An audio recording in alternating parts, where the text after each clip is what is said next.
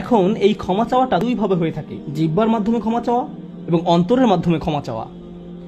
মানুষ সাধারণত নিজের পক্ষে যুক্তি দিয়ে থাকে।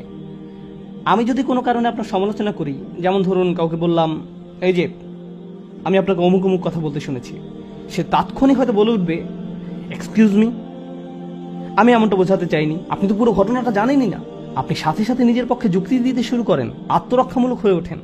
বালিল ইনসানু আলা নাফসিহি বাসীরা ওয়ালাউ আলকা মাআযিরা। মানুষ নিজের সম্পর্কে সুধারণা পোষণ করে, তারা প্রচুর অজুহাত দেখায়। আপনি যদি আসলেই আল্লাহর ক্ষমা চান, আপনাকে নিরিবিলি একটা সময় খুঁজে পেতে হবে। যদি আরবিতে দোয়া করতে না পারেন, কোনো সমস্যা নেই, আপনি শুধু পাঞ্জাবি, বাংলা, বাহাসা বা উর্দু জানেন, কোনো ব্যাপার না। আপনি আপনার নিজস্ব ভাষাতে আল্লাহর সাথে কথা বলুন, আন্তরিকতার সাথে আপনার অপরাধগুলো স্বীকার করুন, কোনো অজুহাত দেখাবেন না।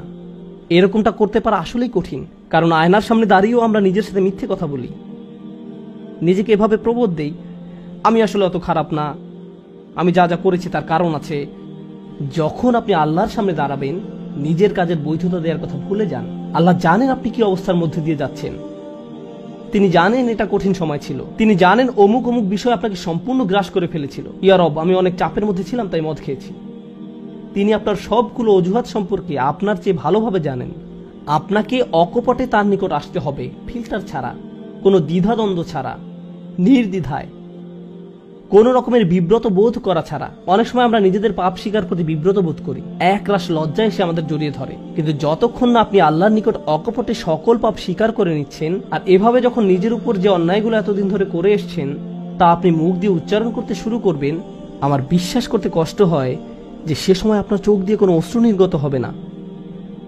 একজন মানুষের পক্ষে এটা অসম্ভব যে সে আল্লাহর সামনে এভাবে নিজেকে খোলাখুলি উপস্থাপন করবে আর তার চোখ দিয়ে কোনো অশ্রু বের হবে না, কারণ এটা দুর্বলতা প্রকাশের সময়। দুনিয়ার সামনে আমরা সাধারণত নিজেকে শক্তিশালী, আত্মবিশ্বাসী এবং দিব্যি সুস্থ হিসেবে উপস্থাপন করি। সবাই আমাদের দেখে মনে করে সবকিছু ঠিক আছে, কিন্তু ভেতরে ভেতরে যে আমি বহু সমস্যায় জর্জরিত তা একমাত্র আল্লাহ জানেন।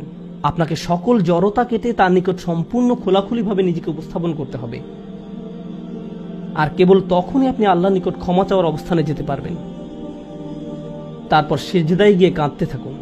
তখন এটা শুধুমাত্র আস্তাগফিরুল্লাহ আস্তাগফিরুল্লাহ বলার মতো হবে না, এটা হয়ে উঠবে আল্লাহর সাথে একটি সত্যিকারের কথোপকথন, আল্লাহর নিকট সত্যিকার অর্থে পাপ স্বীকার। এটা খুবই শক্তিশালী একটা অনুশীলন, চেষ্টা করে দেখুন। আপনাকে একটা নিরিবিলি সময় খুঁজে পেতে হবে। নিশ্চিত করুন যে কেউ আপনার কথা শুনছে না। আপনার স্ত্রী বিছানায় শুয়ে আছে, এমত অবস্থায় মাঝরাতে ঘুম থেকে উঠে এভাবে দোয়া করতে পারবেন না, ইয়া আল্লাহ আমাকে ক্ষমা করে দিন, কারণ আপনার স্ত্রী তো আপনার দোয়া শুনতে পাচ্ছে। এভাবে করাটা নিষিদ্ধ নয়, কিন্তু একা একা দোয়া করা আপনার জন্য ভালো হবে। মোট কথা, নির্জন কোনো জায়গা খুঁজে বের করুন যেখানে আপনি একান্তে আল্লাহর সাথে কথা বলতে পারবেন। যদি আপনি এক গাদা আরবি দোয়া মুখস্থ করেন যার অর্থও আপনি জানেন না, আর বিড়বিড় করে সেগুলো উচ্চারণ করতে থাকেন, রব্বানা আতিনা ফিদ দুনিয়া হাসানাতাও ওয়া ফিল আখিরাতি হাসানাতাও, সে দোয়াগুলো অবশ্যই উত্তম এবং শক্তিশালী, কিন্তু আপনার অন্তরের সাথে যদি সেগুলোর কোনো যোগাযোগ না থাকে, শুধু জিহ্বা দিয়ে উচ্চারণ করছেন, তাহলে আপনি আসলে ক্ষমা প্রার্থনা করছেন না। আল্লাহ আপনাকে এই জিকিরের পুরস্কার দান করুন, কিন্তু এর নাম আসলে ইস্তিগফার বা ক্ষমা প্রার্থনা নয়। ইস্তিগফার অন্য কিছু। যখন আপনার চক্ষু খুলে অশ্রু নির্গত হতে শুরু করে, তখন আকাশের দরজা খুলে যায়, তখনই সেটা খুলবে। এই দুইটার মাঝে একটা কানেকশন আছে।